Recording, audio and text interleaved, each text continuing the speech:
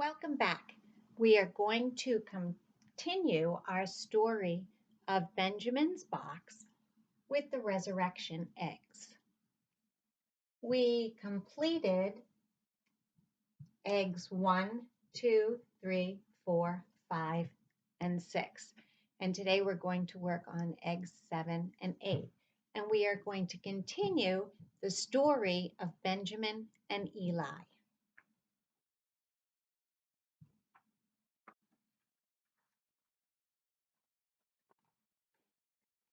The next page is called The Nail. Benjamin, called Eli, have you heard? Jesus is going to be crucified. No, cried Benjamin. He has done nothing to deserve that. Eli frowned. My father says that only the worst criminals are put to death on a cross. Benjamin went inside and sat in a dark corner of his house. He did not want to talk or even to think about this sad news. But in his mind, he could still see the evil men hurting Jesus. I must go, he finally said aloud. If this is partly my fault, I can at least be there. I can pray for him. Where are you going? Asked his mother as she opened the door. To help a friend, he said. She nodded and touched his cheek.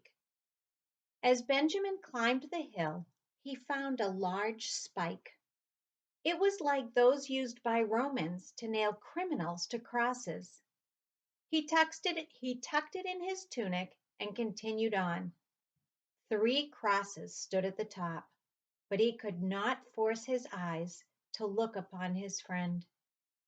He noticed a small group of people apart from the larger crowd. He knew they were Jesus's dearest friends. He sat near them and bowed to pray, but the only words that came were, I'm sorry, God. I'm so sorry.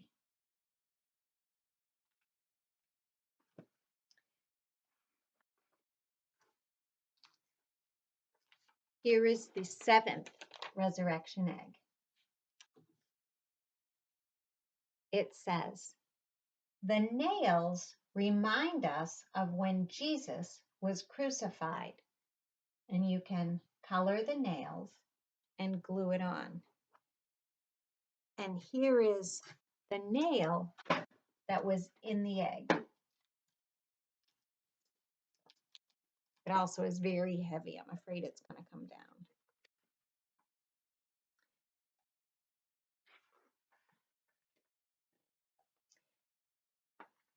The resurrection eggs that I have are a little different from the story. So I'm going to put up the resurrection egg for 8. The next one is called the die and the spear, but we're just going to do the dice. Benjamin watched as soldiers gambled for Jesus's clothes. He tried to shut his ears to their cruel remarks. Finally, he forced himself to look up. Benjamin looked into Jesus' eyes and saw such sorrow and pain that it cut to his heart. But he also saw love, and like before, Jesus looked right at Benjamin.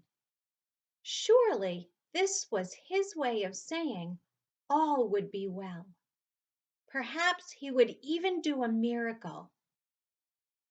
But instead, the sky turned dark and Jesus cried out, Father, into your hands I commit my spirit. The ground shook and Jesus breathed his last breath. Benjamin was stunned. Jesus was dead. As if in a dream, Benjamin heard the people move about. He saw a soldier pierce his friend's side with a spear. People hurried to take down crosses and bodies before the Sabbath began. Soon they were gone, and he was alone. He picked up a stone the soldiers had gambled with and looked up at the dark sky. Why had God allowed it? Later that night, he opened his treasure box and placed the nail and the gambling stone inside. He looked at his collection. It had seemed so valuable when he believed Jesus was the king. But now the strange items only filled him with unbearable sadness. When I was copying this, I put an X on the dice because the resurrection eggs don't actually have any dice in them. Instead, they have the rooster, which came earlier in the story. So I apologize for crossing it out because the dice is important in the book, but not in the eggs. So the dice remind us of when the soldiers gambled for Jesus's clothes. So go ahead and I apologize for the X on them, but color the dice, color the nails, and we will continue the story tomorrow and Thursday. We're getting towards the end.